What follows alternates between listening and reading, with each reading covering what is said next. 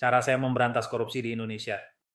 Kalau kita bicara tentang korupsi di Indonesia, ada satu pertanyaan yang selalu muncul.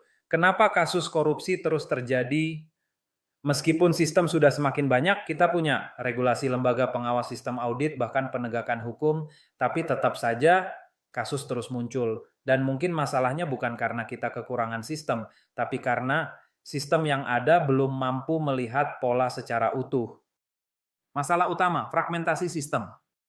Hari ini pemberantasan korupsi tersebar di banyak institusi. Kepolisian, kejaksaan, aparat pengawasan internal lembaga pemerintah dan lainnya semua bekerja. Tapi seringkali bekerja terpisah. Masalahnya, korupsi tidak terjadi secara terpisah. Korupsi terjadi dalam bentuk jaringan relasi dan aliran dana yang saling terhubung, dan ketika sistem kita terfragmentasi, maka yang terlihat hanya potongan kecil, bukan gambaran besarnya. Pendekatan baru, bukan menambah tapi mengintegrasikan. Kalau kita ingin serius memberantas korupsi, pendekatannya tidak bisa hanya menambah aturan. Pendekatannya harus berubah dari institusi yang bekerja sendiri-sendiri menjadi sistem yang melihat korupsi sebagai satu jaringan besar, dan dari situlah ide ini muncul. Konsep 6 tim investigasi khusus. Saya membayangkan sebuah sistem yang melihat korupsi sebagai satu jaringan, bukan kasus yang terpisah. Sistem ini terdiri dari 6 tim investigasi yang dibentuk bukan berdasarkan struktur organisasi, tetapi berdasarkan di mana risiko penyimpangan paling besar terjadi. Tim pertama berfokus pada kepolisian, terutama pada penyalahgunaan kewenangan dan konflik kepentingan, karena kekuasaan tanpa pengawasan sering menjadi titik awal korupsi. Tim kedua berfokus pada kejaksaan, memastikan proses penuntutan berjalan dengan integritas, tanpa intervensi yang merusak keadilan. Tim ketiga adalah kehakiman, dengan fokus pada independensi putusan, karena ketika keputusan bisa dipengaruhi, sistem hukum kehilangan kredibilitasnya. Tim keempat menangani pajak dan bea cukai, area dengan nilai ekonomi besar sekaligus rawan manipulasi dan kebocoran.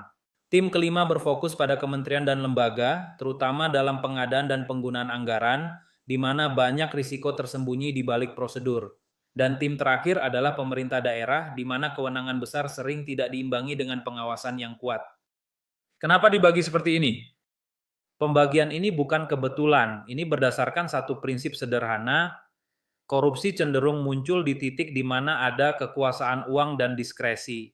Dan 6 area ini adalah titik-titik utama di mana ketiganya bertemu. Akses data kunci utama.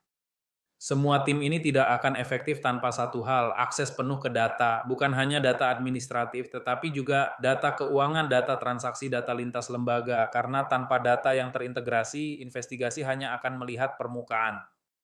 Whistleblowing yang melekat. Selain itu, setiap bagian harus memiliki sistem whistleblowing yang melekat langsung di dalamnya. Artinya, laporan bisa masuk dari dalam, diproses secara cepat dan langsung terhubung ke tim investigasi, karena dalam banyak kasus, informasi awal justru datang dari orang dalam. Masalahnya bukan kurang informasi. Masalahnya adalah informasi tidak ditindaklanjuti dengan cepat. Struktur badan independen di bawah presiden. Semua tim ini harus berada dalam satu badan, bukan di bawah banyak lembaga, tetapi dalam satu badan independen yang memiliki kewenangan penuh, memiliki akses lintas institusi, dan melapor langsung kepada presiden. Kenapa? Karena tanpa independensi akan selalu ada potensi intervensi. Dan dalam pemberantasan korupsi, intervensi sekecil apapun bisa menghentikan proses. Masalah yang sering terjadi hari ini. Hari ini kita sering melihat kasus berhenti di tengah jalan, proses menjadi lambat atau tidak jelas kelanjutannya. Bukan karena tidak ada bukti, tetapi karena sistem terfragmentasi, kewenangan terbatas, dan koordinasi tidak optimal. Pendekatan ini bukan tentang menciptakan lembaga baru semata, tetapi tentang membuat sistem yang mampu melihat korupsi sebagai satu ekosistem, bukan peristiwa terpisah. Penutup.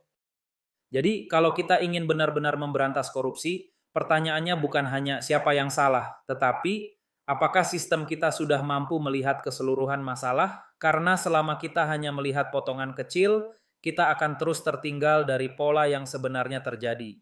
Kalau Anda setuju atau punya pandangan lain, tulis di kolom komentar. Menurut Anda, apa yang paling dibutuhkan Indonesia? Sistem yang lebih kuat atau keberanian untuk menegakkannya? Dan kalau Anda suka pembahasan seperti ini, subscribe channel ini. Karena di channel ini kita tidak hanya membahas fraud sebagai kasus, tetapi bagaimana sistem, kekuasaan, dan keputusan membentuk risiko yang sering tidak terlihat. Korupsi bukan gagal diberantas karena kurang aturan, tetapi karena sistem tidak melihatnya sebagai satu jaringan.